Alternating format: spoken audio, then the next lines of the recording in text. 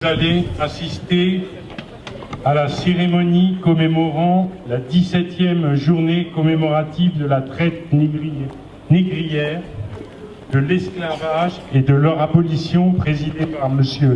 Patrick Chemovic, maire de Colombes et vice-président de la métropole du Grand Paris, et de M. Jean-Claude Perramin, président de l'association ultramarine CACTIF. Je vais donc appeler M.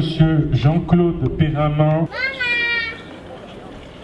Mesdames, Mesdemoiselles, Messieurs, bonjour. Mesdames, Mesdemoiselles, Messieurs, bonjour. Le 10 mai, journée nationale des mémoires de la traite et de l'esclavage et de leur abolition, est un jour de devoir commémoratif, de rappel de l'histoire ainsi que de rappel des valeurs chères à notre République, telles que la tolérance, la liberté, l'égalité, laisse parfois oublier le chemin qu'il fallut parcourir afin de les obtenir. Il aurait fallu longtemps pour espérer vivre les jours que nous vivons aujourd'hui. Ces jours précieux ne nous apparaissent que peu souvent comme tels, où notre parole, notre corps, notre présence et nos orbites sont libres. Libres d'une liberté sacrée à la France, la liberté citoyenne, le salut de l'homme qui brise ses chaînes. Cette liberté qui sera apparue comme une chimère aux yeux de nos ancêtres il y a 300 ans. Saint-Domingue et la Guadeloupe y ont cru. Le 4 février de 1994, avec le décret de pluviose, et ils connaîtront donc 8 ans de premier élan de liberté. Dès lors, on ne cessera d'y croire encore, et on ne cessera de se battre encore et encore, afin qu'arrive enfin le 27 avril 1848, l'achèvement des purs mots de l'histoire de notre nation, et la libération des femmes et des hommes de Guyane, de Guadeloupe, de Martinique, de La Réunion, et de Mayotte qui, pour longtemps, n'avaient pas été vus comme tels des hommes. La route pour la liberté a été longue et nos ancêtres se seront plus d'une fois égarés, fait tuer ou prisonniers sur son chemin. Il n'empêche qu'elle aura été obtenue, non sans marronnage, non sans espoir, non sans révolte, perdue encore, puis gagnée enfin. Il y a eu de l'espoir, il y a eu des pertes, bon nombre d'entre elles d'ailleurs, et il y a eu de la fatigue, de sa condition d'asservi mêlée à un élan de conviction venu de l'autre côté de l'océan. Des figures et des écrits de l'Hexagone qui savaient enfin dire des choses nouvelles porteuses de liberté prochaine. Premier emblème d'une entente par la pensée commune qu'il était temps d'en finir. Il y a eu la victoire, celle qui laisse un goût amer au vu de son histoire, de tout ce qu'on a dû se sentir sacrifier afin de l'avoir. Mais la victoire quand même, celle d'opprimés unifiés qui se sont soulevés afin d'un jour le plus rêvé et enfin caresser plus que du bout des doigts cette autodétermination si chère à l'homme, qui depuis des siècles en avait fait une notion mercantile. Et la victoire n'aura jamais été aussi belle que quand elle a permis à un descendant d'esclaves et un descendant de négriers de grandir ensemble sur le même sol, mais dans une dynamique nouvelle, celle de concitoyens d'être égaux devant la loi sans distinction d'origine, de race ou de religion. Et si aujourd'hui nous pouvons en témoigner, c'est à force de bousculement de la pensée, de bousculement politique, de ces grands mouvements successifs qui, à l'instar des hommes, ont su rendre au fil des siècles la nation libre. C'est à eux que je m'adresserai, à ceux que l'on qualifierait de moralisateurs ou de progressistes, de révolutionnaires, de fous, et qui n'ont jamais, avant tout, cessé d'être humanistes et plus encore d'être humains. C'est à eux que va ma gratitude. C'est à vous des gens de lettres et d'esprit, Condorcet, Olympe de Gouges, Alphonse de Lamartine, Édouard Glissant, Patrick Chamoiseau, Yoel Sofinia, c'est à vous figures politiques, Jacques Brissot, Jean-Paul Marat, Mirabeau, Lafayette, l'abbé Grégoire, Pierre Chaumette, Louis Delgrès, François Arago, Victor Schœlcher, Jacques Chirac, Christiane Taubira, Françoise Gévergès, Jacques Martial. C'est à quoi peuple français, à l'image des habitants de Champagné, qui en 1789 demandèrent dans leur cahier de doléances l'abolition de l'esclavage. C'est à vous, pères fondateurs révolutionnaires haïtiens Duty, Boukman, Toussaint Louverture, Jean-Jacques Dessalines, Alexandre Pétion, Henri Christophe et à vos précurseurs François Macandel. C'est à toi, descendants d'esclaves d'autrefois, qui le 23 mai 1998 manifesta à Paris pour revendiquer cette reconnaissance. C'est à vous, historiens et chercheurs Frédéric Réjean, William Cotias, que je dis merci. Merci, merci au nouvel esprit révolutionnaire de 1789, ouvert la voie de la révolte aux exploités unifiés, de même soit en leur prouvant que seule la liberté est capable de guider le peuple. Merci à la philosophie des Lumières d'avoir ouvert les esprits à la libre pensée, l'émancipation de tout conditionnement irrationnel.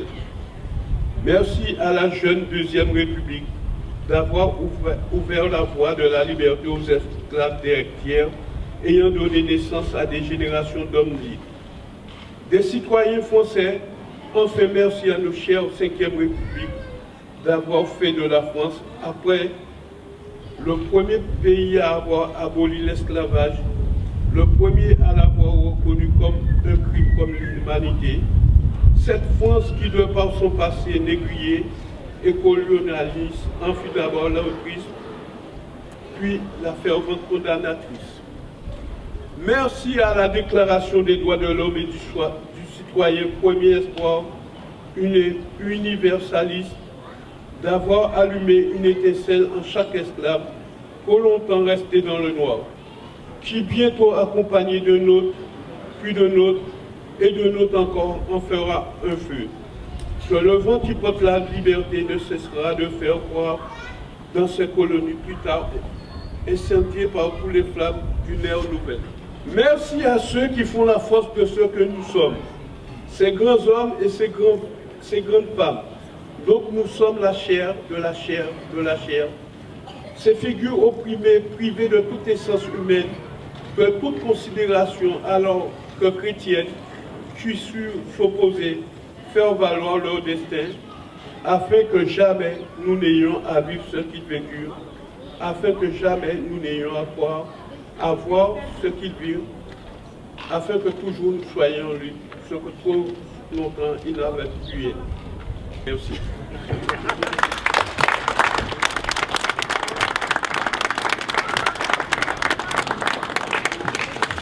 Mesdames, Messieurs, Madame la députée, Monsieur le maire, chers collègues et représentants d'associations, Mesdames et Messieurs, chers amis,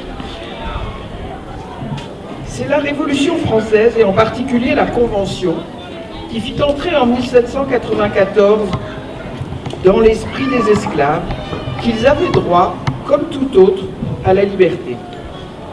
L'esclavage rétabli par Napoléon, il fallut attendre la Deuxième République et l'énergie de Victor Schœlcher, qui fit à nouveau inscrire dans les textes l'abolition de l'esclavage. Mais entre égalité proclamée et égalité réelle, il fallut encore parcourir un long chemin, ainsi que l'a signalé déjà tout à l'heure mon collègue M. Perramon.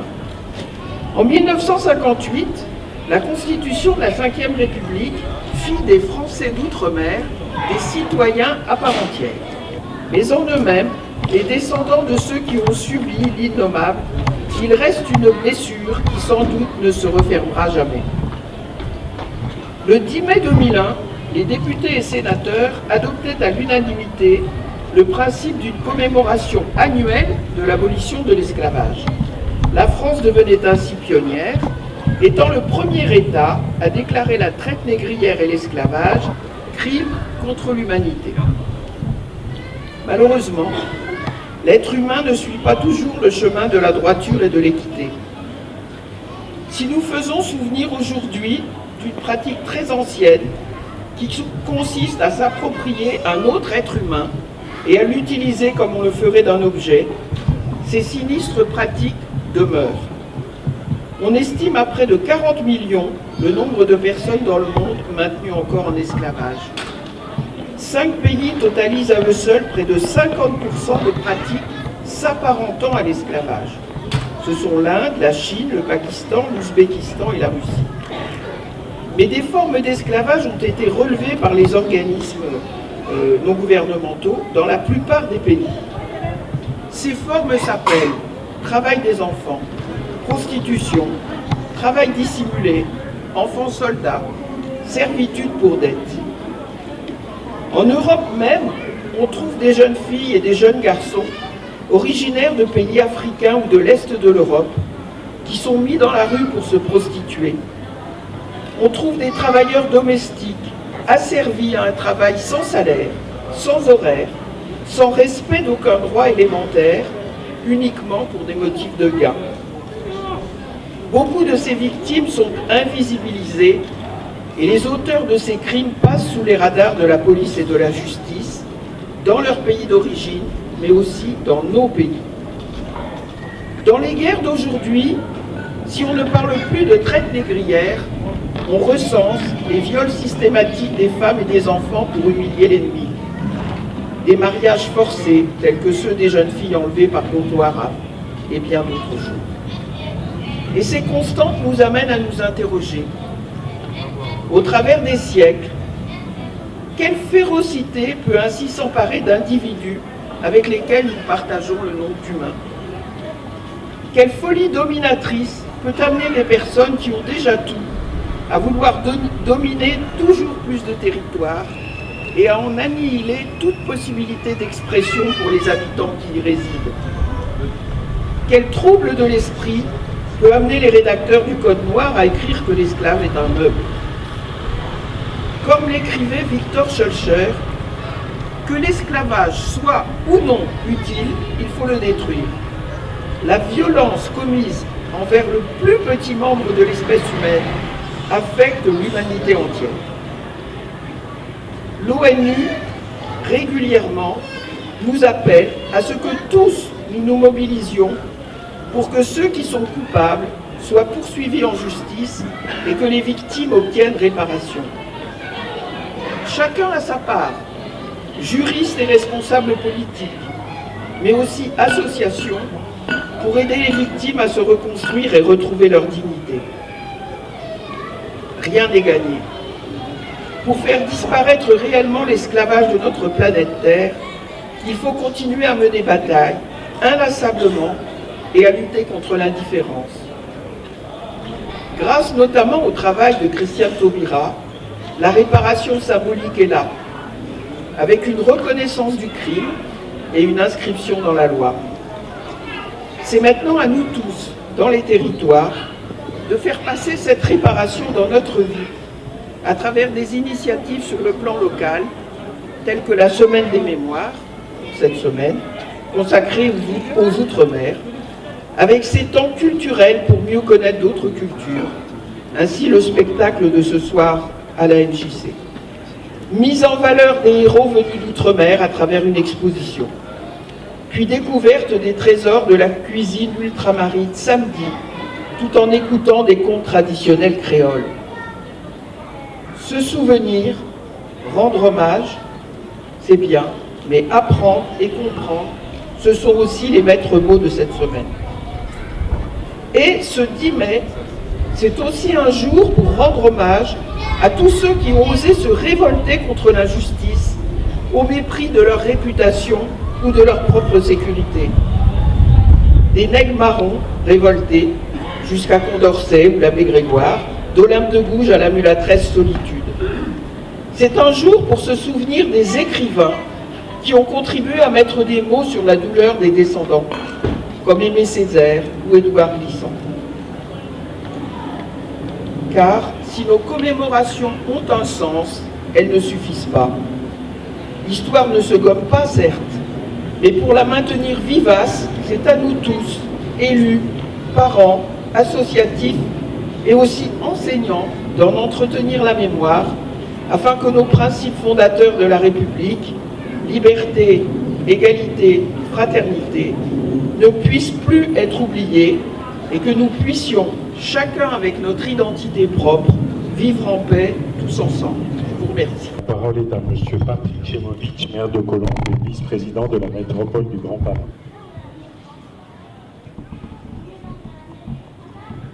Madame la députée, Madame la conseillère départementale, chers collègues, nous commémorons aujourd'hui les 21 ans de l'adoption de la loi si tardive, loi qui reconnaît la traite et l'esclavage comme crime contre l'humanité. Oui, comme crime contre l'humanité.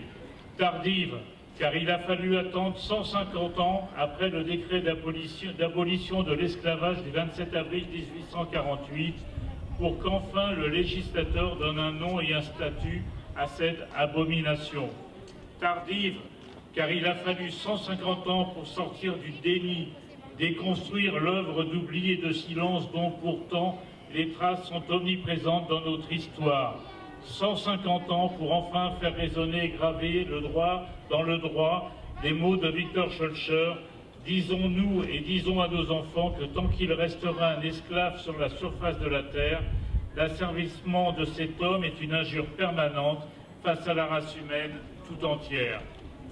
C'est grâce à ce grand homme, alors sous-secrétaire d'État à la Marine, qui a consacré sa vie à la lutte pour l'émancipation et au combat contre les horreurs du système esclavagiste, que l'abolition a pu être promulguée après avoir été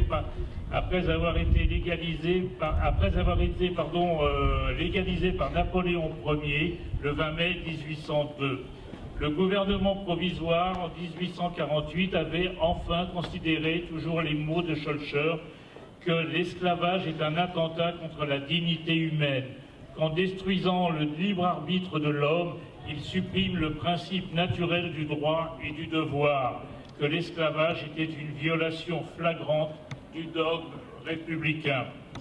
De ces déclarations fortes, il a fallu 150 ans et autant de gouvernements pour qu'enfin elles deviennent texte de loi.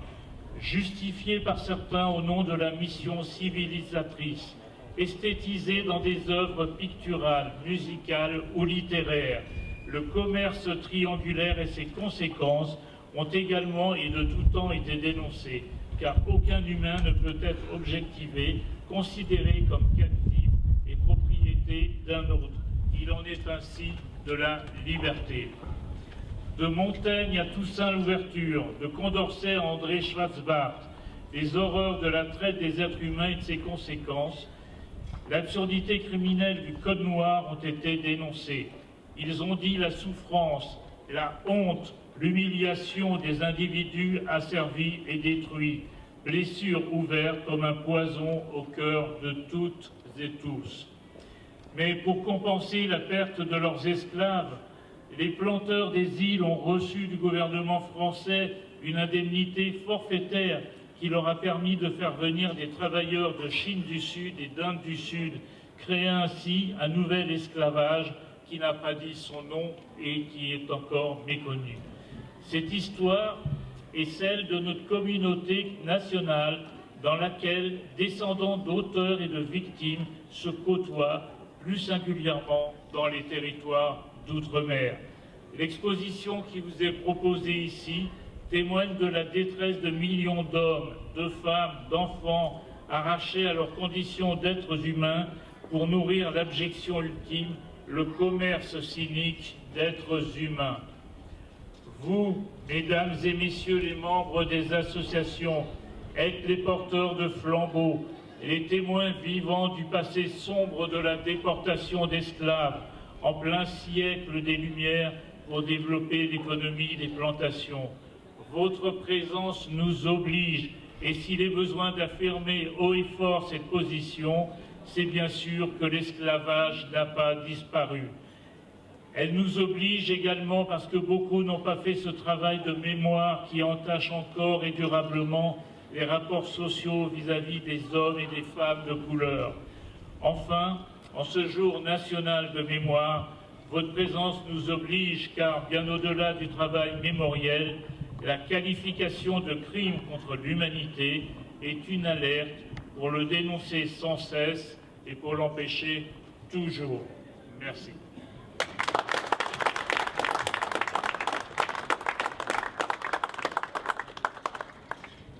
Nous allons maintenant procéder au dépôt de gerbes pour l'association ultramarine Cactif.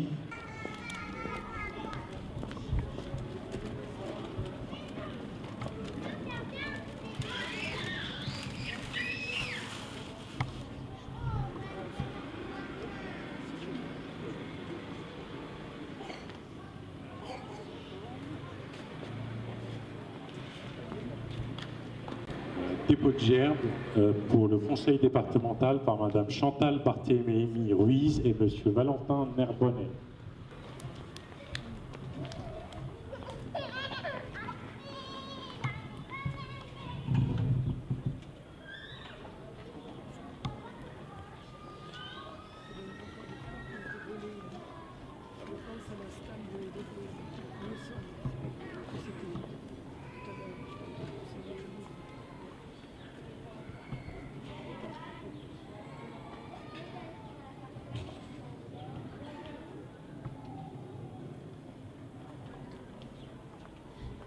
Dépôt de gerbes pour la municipalité par M. Patrick Chemovic et M. Mamadou Conté.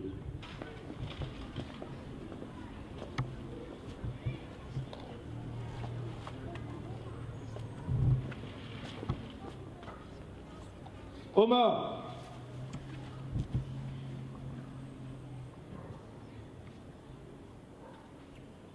Allons enfants de la patrie, le jour de gloire est arrivé. Contre nous de la tyrannie, l'étendard sanglant élevé, l'étendard sanglant élevé. Entendez-vous dans nos campagnes mugir ces féroces soldats qui viennent jusque dans nos bras, égorger nos fils et nos compagnes.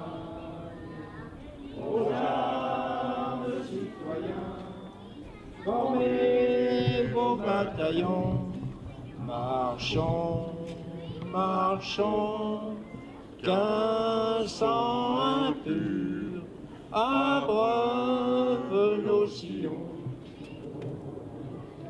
Repos.